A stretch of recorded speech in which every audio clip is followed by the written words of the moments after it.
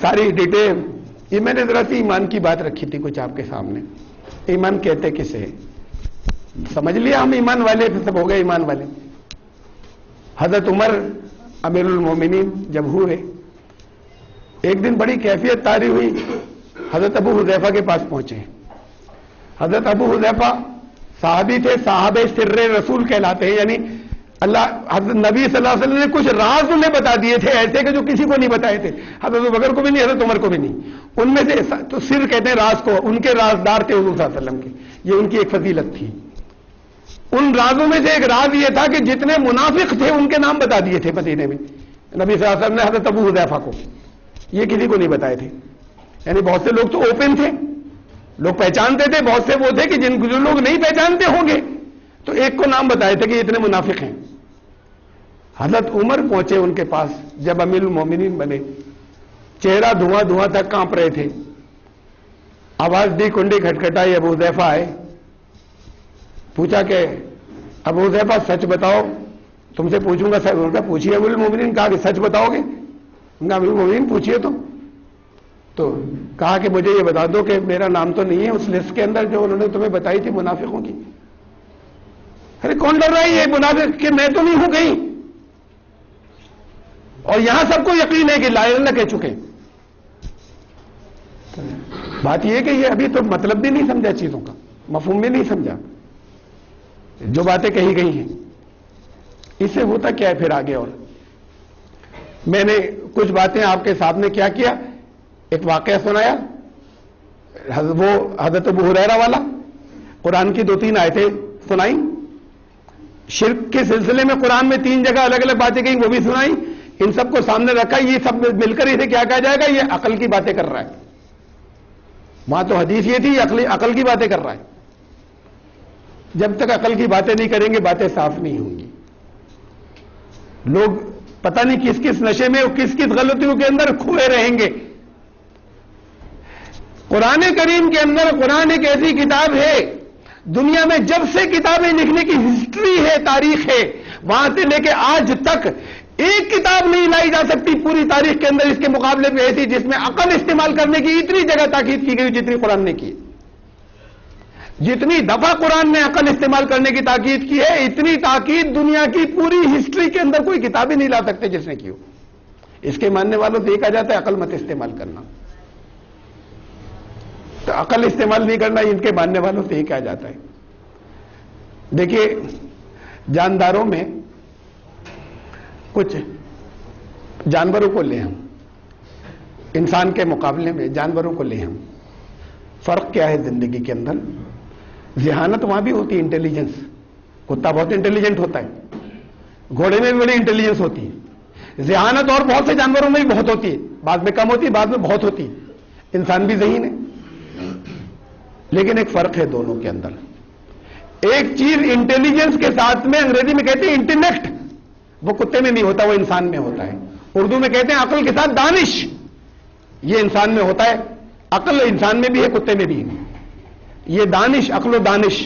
ہندی میں کہتے ہیں بدھی اور وویک. بدھی اس میں بھی ہے، کتے میں، گھوڑے میں بھی، انسان میں بھی ہے. وویک نہیں اس کے اندر. عقل و دانش کا یہ دانش والا پارٹ، وویک، بدھی اور وویک، یہ وویک والا حصہ. انٹیلیجنس اور انٹیلیکٹ والا حصہ یہ کیا ہے؟ دیکھیے ایک جانور، اسے جب بھوک لگی اور چرنے کے لیے نکلا اور بھوکا ہے تو اس کو جہاں چرنے کی جو چیز ملی اس نے منہ مار لیا. اس کو اس کی فکر نہیں ہو رہی کہ اس میں سے میرے مالک کا کون سا تھا، دوسرے کا کھیت کون سا تھا. اسے بھوک لگی، اسے لے تو وہ کھا رہا ہے. وہ یہ انسان کو کسی جگہ جا کر رکنا ہے کہ نہیں، یہاں تک بتایا گیا تھا، یہاں سے آگے کی پرمیشن نہیں تھی، دوسرے کا ہے.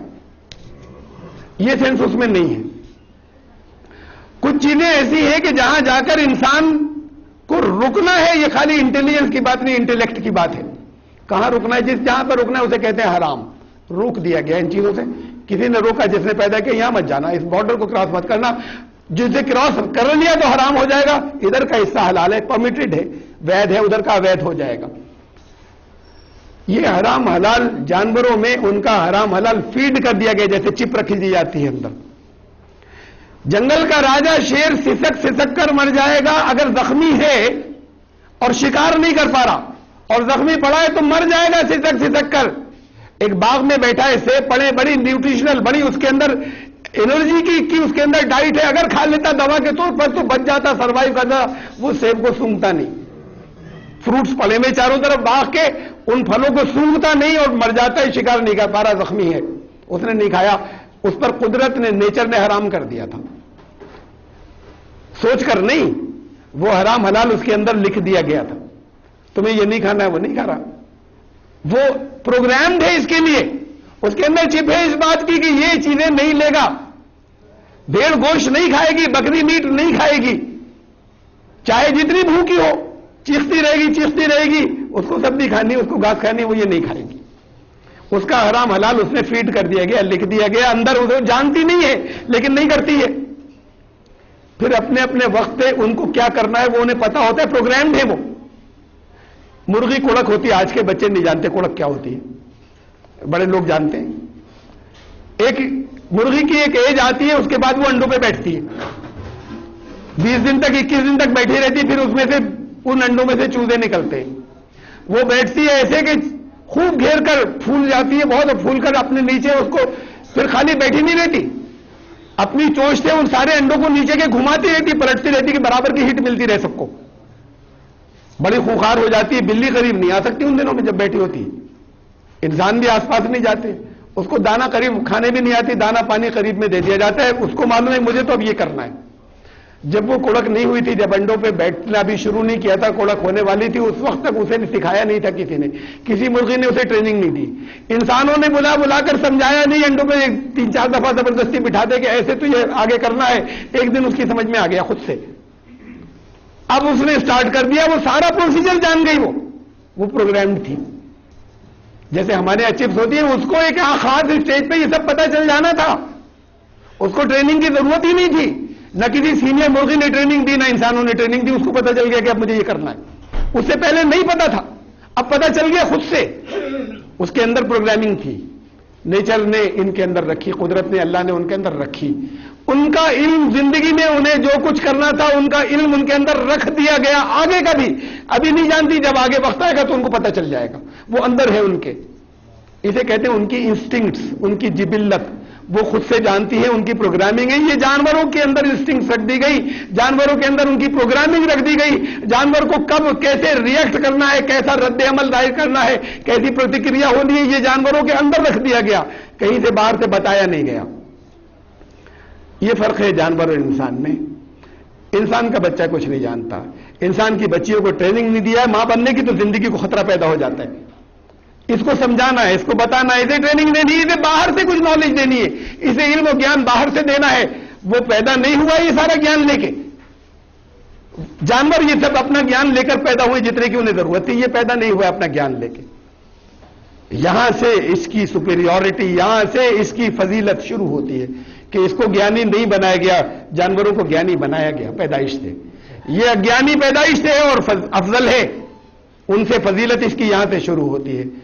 علم تو آنا تھا, ان سے زیادہ گیان آنا تھا, اس لیے کہ افضل ہے ان سے, ان کے اوپر ہے. جس کے اندر علم فیڈ نہیں کیا گیا اس کو باہر سے علم دینا ضروری ہے, اس کو باہر سے دیا جائے گا. اللہ نے, ایشور نے جو علم ان کے اندر جس جانور کے لیے جو رکھ دیا تھا وہ اس کے مطابق کرتے ہیں, جس فرشتے میں جو رکھ دیا تھا وہ اس کے مطابق کرتا ہے, اس کے خلاف کر ہی نہیں سکتا. اندر خواہش بھی نہیں پیدا ہوتی اس کے خلاف کرے, وہ ویسے ہی کرتا ہے. یہ سب پروگرامڈ ہے. انسان کو پروگرام نہیں کیا, انسان کے بچے کے اندر علم بھی نہیں ہے. اب انسان کا بچہ پیدا ہوا, وہ اپنے ماحول کو دیکھتا ہے, اس سے سیکھتا ہے. یعنی باہر بھی علم آ رہا ہے اس کے پاس, سیکھ باہر سے رہا ہے. وہاں پھر ضرورت ہے کہ وہ جس نے اپنا علم, اپنی نالج, اپنا گیان کیا کرنا تھا, کس جانور کو جو کس فرشتے کو کیا کرنا تھا, جس نے ان کے اندر وہ چیزیں رکھی تھی, وہ انسان کے لیے باہر سے بھیجتا ہے. سد گیان فرشتوں, سد گیان اپنے پیغمبروں, اپنے رسولوں کی, اس کو چونکہ اندر نہیں رکھا تو اب دینا ہے, یہ دینا ہے, اس کے لیے باہر سے آتا ہے, اس کے اندر نہیں رکھا گیا. ماحول سے سیکھتا ہے, وہی آتی ہے ایشور کی طرف سے. رسول بتاتے ہیں کہ یہ کرنا تھا تمہیں, یہ نہیں کرو گے تو زندگی آگے خراب ہوگی. اس کو اندر سے پروگرام نہیں کیا گیا ہے, یہ باہر سے اس کا علم آتا ہے. اسے وحی کہتے ہیں. خدائی علم جو باہر سے آ رہا ہے انسان کے لیے ضروری ہے. ان کے فرشتوں کا علم ان کے اندر رکھ دیا گیا تھا, فیڈ کیا گیا تھا. یہ جو باہر سے علم آ رہا ہے وہی. اب ہوتا یہ ہے کہ جگہ جگہ بہت سے دعوے دار کھڑے ہو گئے. انہوں نے کہا ہم بھی ایشور کی طرف سے بتا رہے ہیں تمہیں.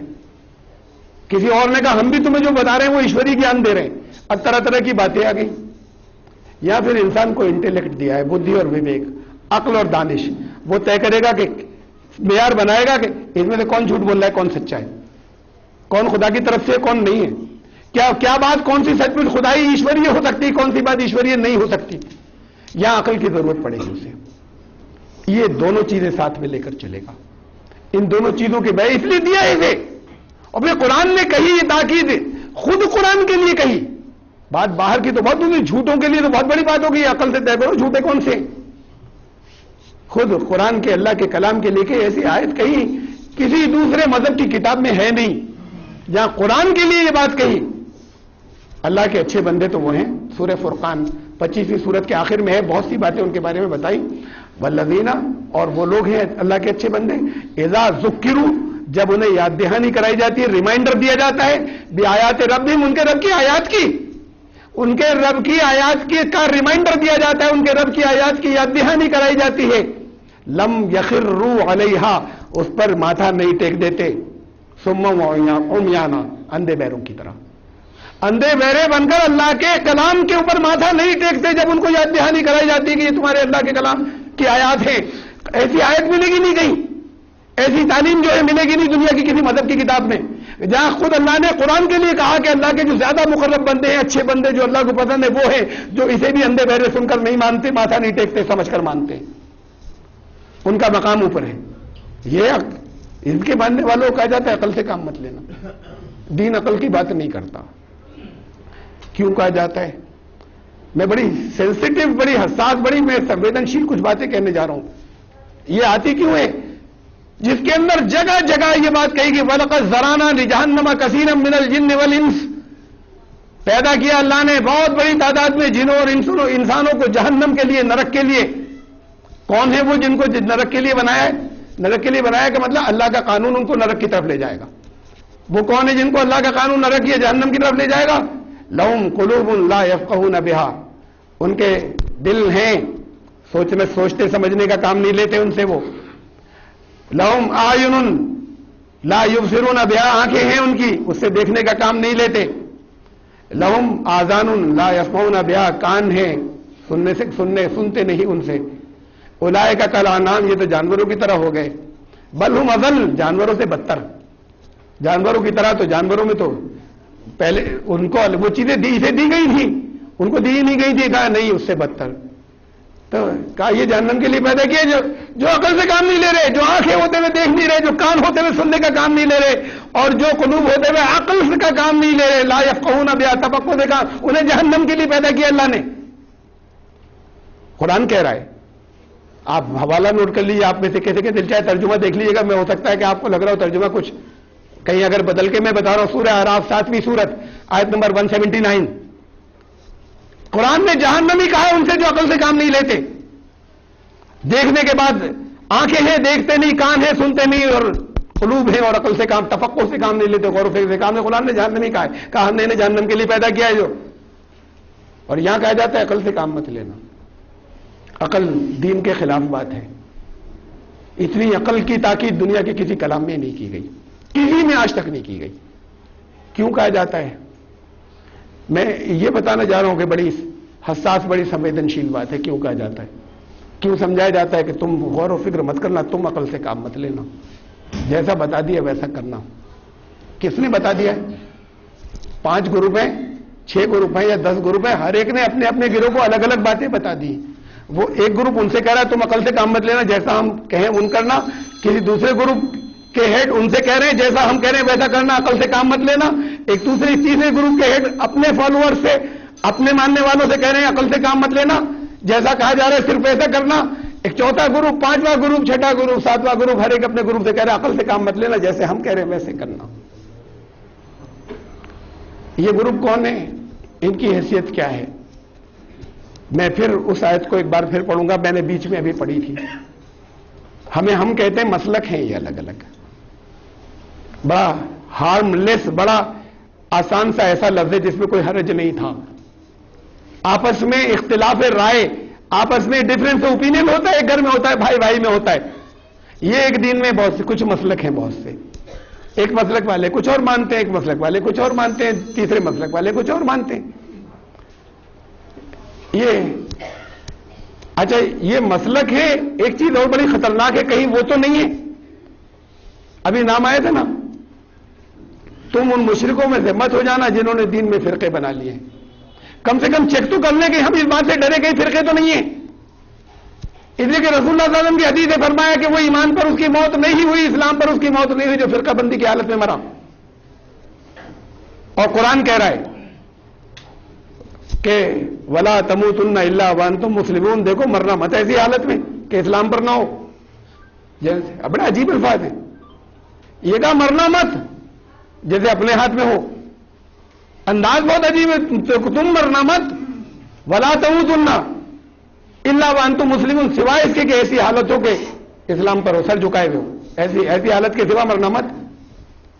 اگر اپنے اختیار میں ہو کہ کب مریں گے تب تو بات الگ ہے، ورنہ ہمیشہ ہر وقت سر تسلیم ہم کیے رہے، پتہ نہیں کب موت آ جائے. اور اس کے فوراً بعد کیا کہا، مرنا مت ایسی حالت میں کہ اسلام پر نہیں ہو. وَاعْتَصِمُوا بِحَبْلِ اللَّهِ جَمِيعًا وَلَا تَفَرَّقُوا، اللہ کی رسی کو مضبوطی سے پکڑنا، فرقے مت بنانا، فرقوں میں مت بٹنا. اس کے فوراً بعد کہ دیکھو ایسی حالت میں موت نہیں آئے کہ تم اسلام پر نہیں ہو، اس کے فوراً بعد کا فرقے مت بنانا، سب مل کر ایک چیز کو پکڑنا، فرقے میں نہیں بننے دینا. اس کا مطلب یہ ہوا کہ جس کی یہ حدیث اسی کی تشریح ہے، اسی قرآن کی اس آیت کی کہ فرقہ بندی کی حالت میں موت ہوئی تو اسلام پر نہیں ہوئی.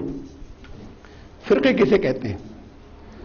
پہلے تو فرقے کے بارے میں اس آیت کو دوبارہ سن لی جو میں نے پہلے پڑھی تھی، سورہ روم کی آیت 30ویں سورت، آیت نمبر 30، 31، 32.